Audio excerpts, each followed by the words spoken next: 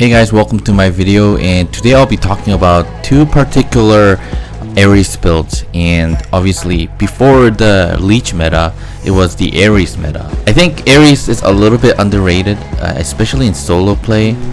If you only play clan battles, it's really difficult to talk about like a certain robot because you'll be only going up against Leech. Making this video was actually pretty fun because how dynamic ARES is. And Greek bots are very special because they can both play that mid-range with their built-in weapons, and they also have quite of firepower.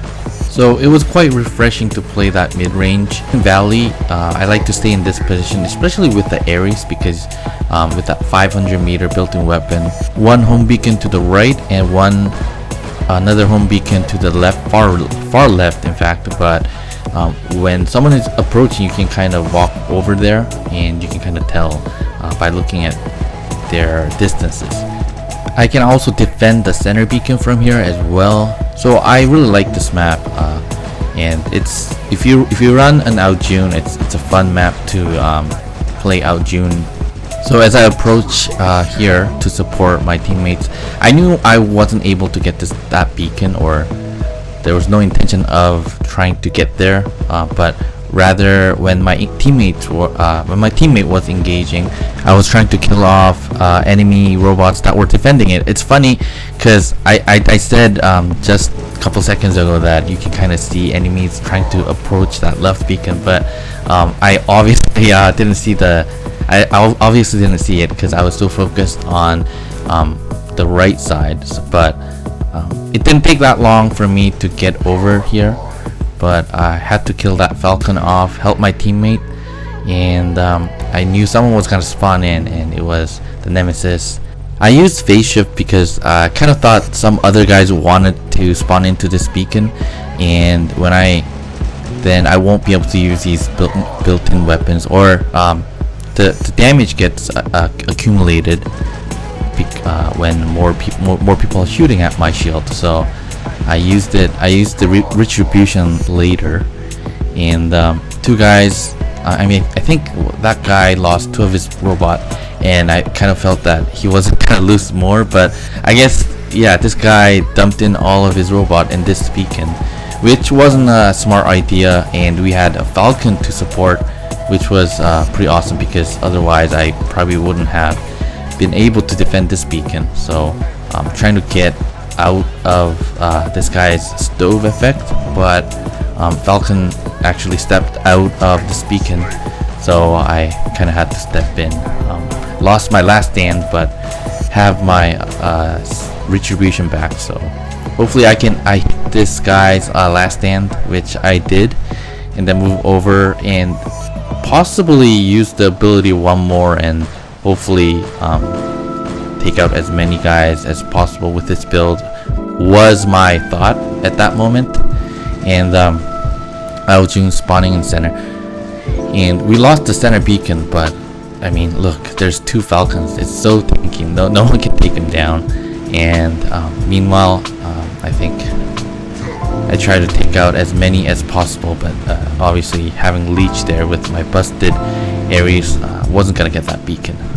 Looking back at this footage, I definitely think that I should have kind of been more aggressive towards beacons and move into certain beacons with my teammates, but me just being closer isn't gonna make that much of a difference in this case.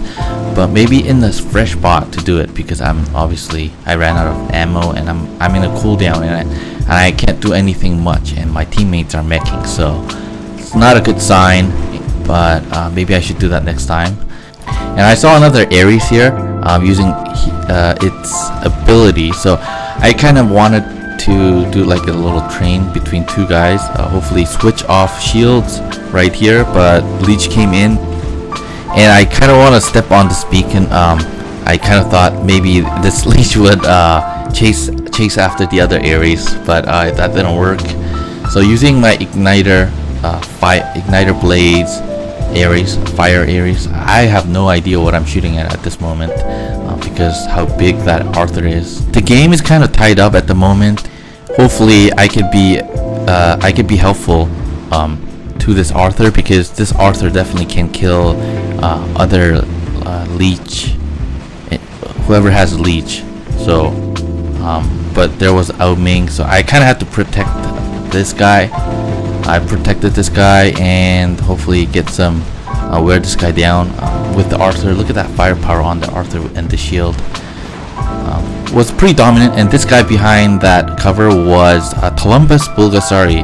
So it was kind of pain because ARES doesn't have that much HP, and this guy can just drop his Columbus and kind of dash back.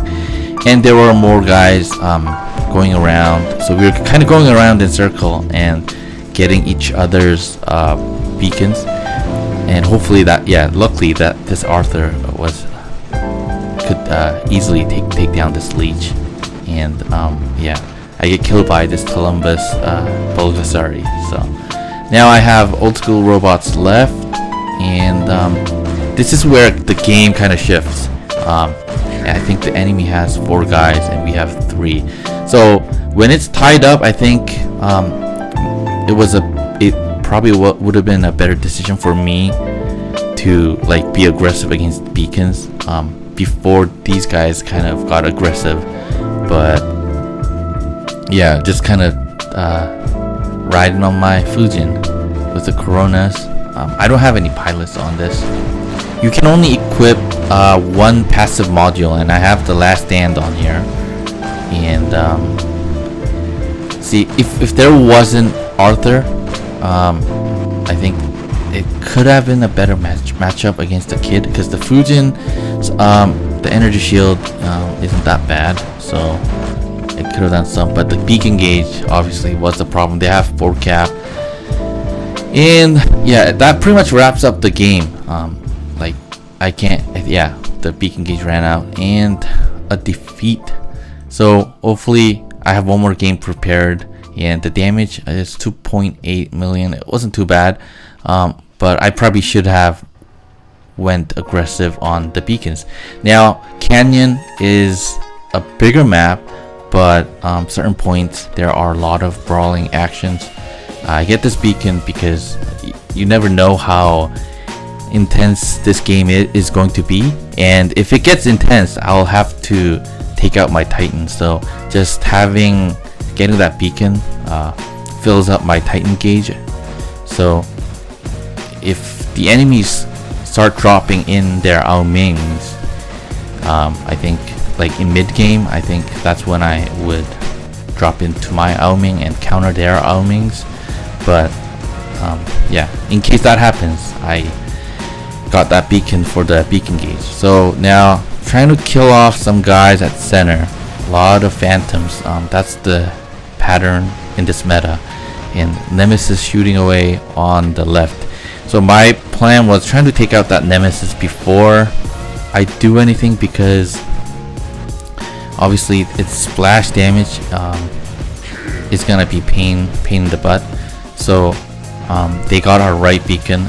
We needed to keep 2 beacon no matter what, to kind of stay in the game, because if they start capping 4 beacons, it's gonna be difficult to recover. So now looking around, we have the center beacon, but they are pretty aggressive. They kept on they kept on attacking us. The tier healed me before this guy died, so thank you. That was good support. And my retribution is coming back. Hopefully I kill this invader and go back at this beacon. So once you get the center beacon, like my plan was get the center beacon, have 2, while enemies are approaching the center beacon, get the right beacon back, or get some other beacon at least, possibly easier beacon to protect. I mean, the center is open and people can just rush in, so it's not a stable beacon to keep. It's not a stable beacon if you only have 2 beacons. So pretty much, yeah, this Ares gets busted pretty quick. The last game I was in this Ares for a long time, but the enemies in this game are pretty aggressive, and we have 3 beacons, meaning the beacon B, I think, is our right beacon. And now the game is a little bit more stable. I actually stopped spawn into my Vortex Spectre because I knew I wasn't gonna do much with this, so I wanted to take out a couple guys in the center without just getting hit. Well, that was the plan, but this guy used up his retribution shield, which I couldn't do anything about it. So plan B was, I guess, this Arthur appeared in the center, so try to wear down this Arthur as much as possible. And I have jump, so I'm kind of going down because I can jump back up there.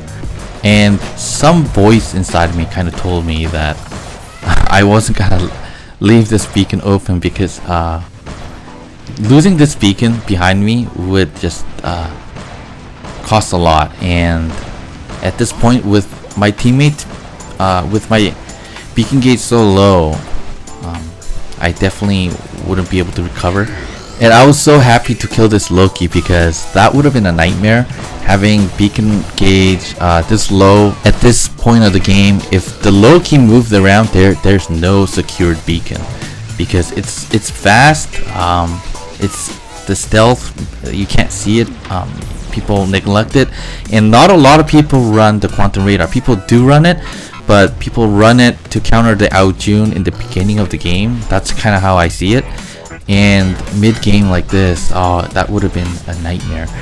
I dropped into this fire Ares, and this is perfect for slow-moving tanky targets like Kid, Arthur, and if I can get to it, possibly the Ao Ming as well. So Igniter and Blaze does a lot of damage, and it's got 5 seconds reload, so you can dump your fire and go back at it.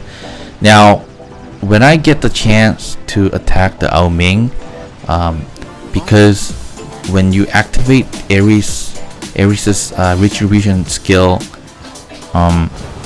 you slow down, so I would actually want to close up that distance with my phase shift and then use my ability.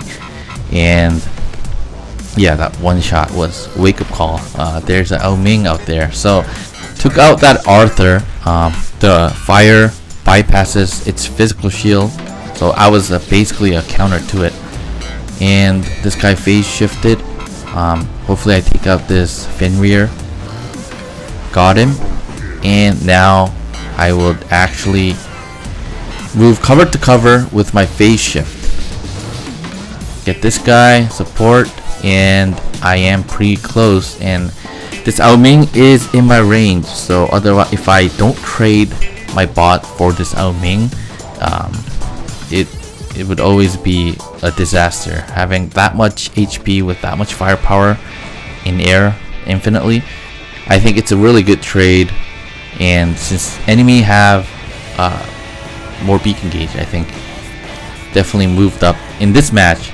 Not like the last match, I moved up and got a little bit more aggressive on the beacons. So I think this game is almost wrapped up.